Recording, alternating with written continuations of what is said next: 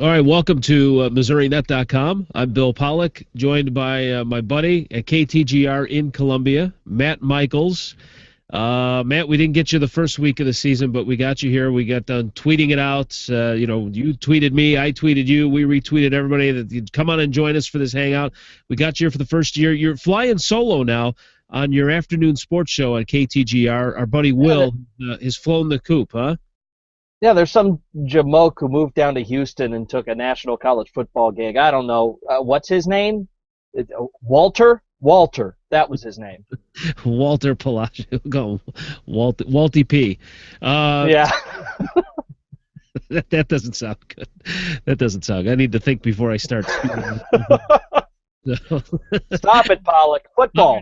Now listen, that's what we're talking about. Listen, you're not going to dump out on me now like you did on half these hangouts where all of a sudden we lost your internet connection, are we? No, I think we're set. I think we're good to go and connected. You can barely see my face. I'm angelic with the light in front of me, but yeah. Well, at least you shut the lights off behind you. Will was famous for trying to give him this extra angelic glow, and so all right. So the new this is who we know him to be. Right. The new gig is working out for you, though. Yeah, very well. All right, good. All right, well, listen, let's talk Mizzou and Toledo. I'm not going to take a lot of stock in what I saw from the Tigers in that first week against South Dakota State, but I will say this. It wasn't as bad as I thought it was after I kind of digest the whole game. And, it's the first game. I thought individually they did some really nice things. They still need to kind of gel together as a team, both offensive and defensive side.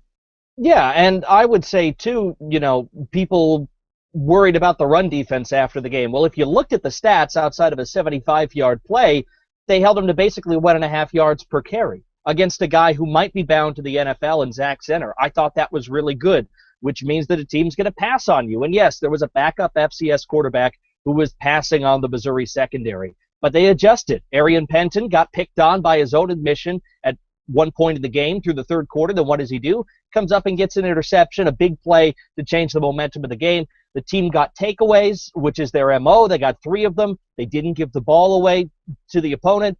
And if they played that style of game, just taking care of the ball and not giving it away, I think Matty Mock is bound to have a better game in game number 2, just getting another week to work in the offense, another week to go with wide receivers at game speed.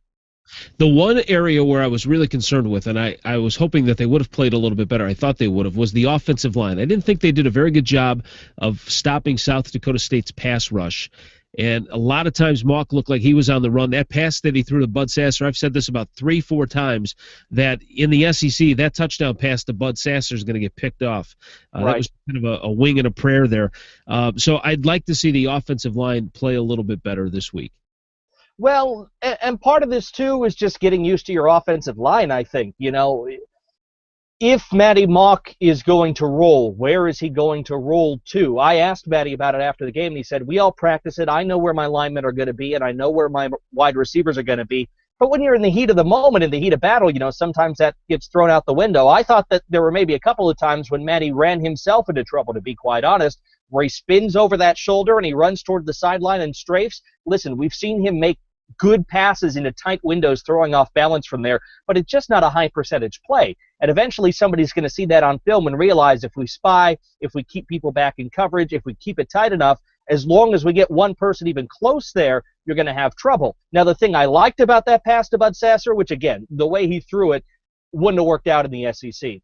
But what I liked about that pass is the fact that he had some semblance of a pocket and he stepped up instead of trying to run towards the sideline. I think that that's something Mock is still learning. Gary Binkle said it on Monday. It was his 5th collegiate start, and we're expecting him to be, superhuman. I thought he would be better. He had an opportunity to be better, but all things considered, he wasn't bad.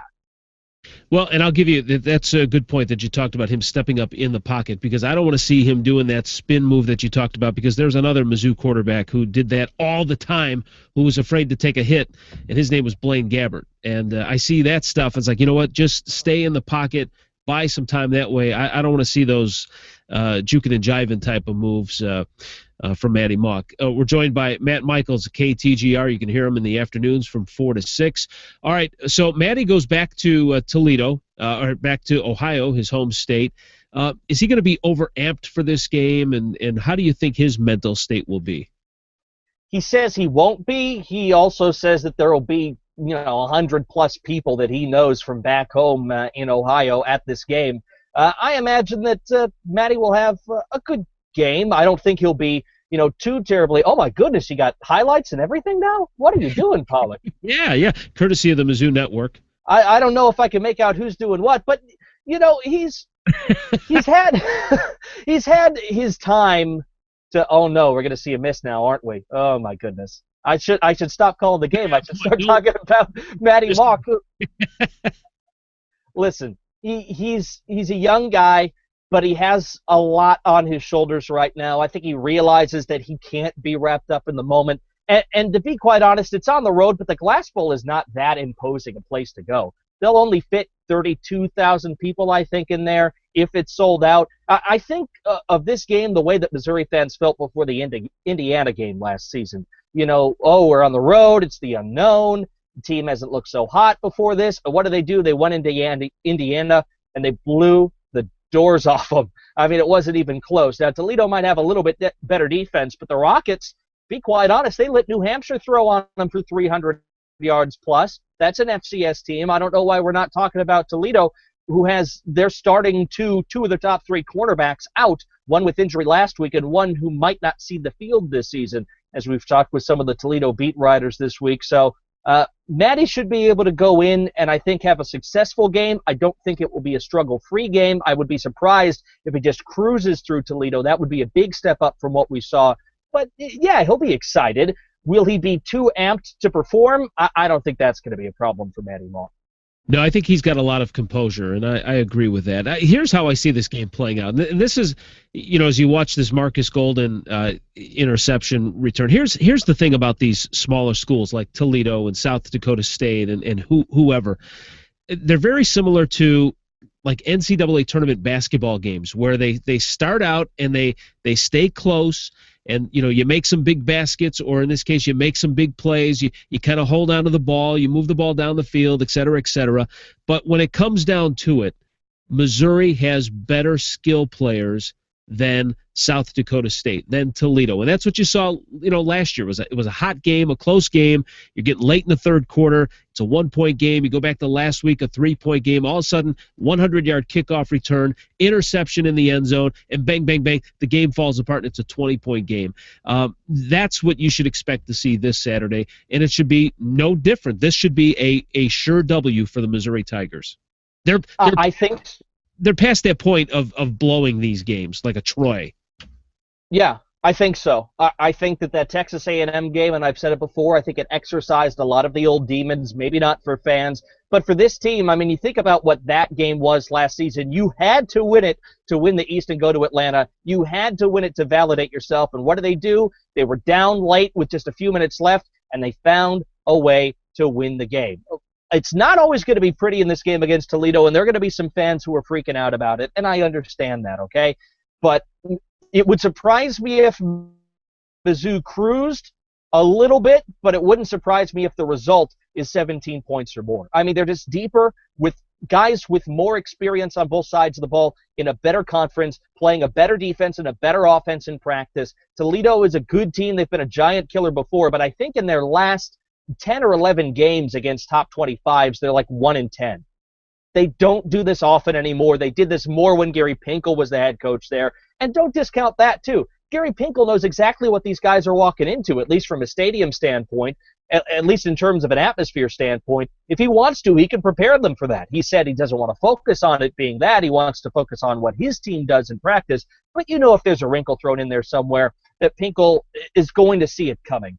And I think just with the offense of this Toledo team, they saw it all last year. They have to do the same thing again this year to be successful, which is the screen game, which is spreading out the field. That means Mizzou has seen it on tape. They can prepare for it a lot better than they did last season. And they have guys who've been in that fire, especially on the defensive line, like Golden and Ray. I just can't see a way that Missouri could be so close as to be only a 4.5-point favorite. That to me is ludicrous right now. And if I was the betting man, I would be going on that right now, because it seems nuts to me that Missouri in this game is not being favored by 2 touchdowns, honestly. Well, that's just exactly what I was going to say. This will be a 2-touchdown game, but the game will not even be as close as what the score indicates. That's my thoughts. And maybe I'm giving Missouri a little too much credit early on in the season, but I think you'll see a better team now that they've got one under their belt. We'll see some improvements here as they go on the road to take on the Toledo Rockets. Matt Michaels from KTGR, our affiliate out of Columbia, Missouri. Always nice to have you as we start another season of Mizzou football, and we'll talk again next week. Absolutely, Bill. Thanks. All right, thank you, and thanks for watching us here at MissouriNet.com.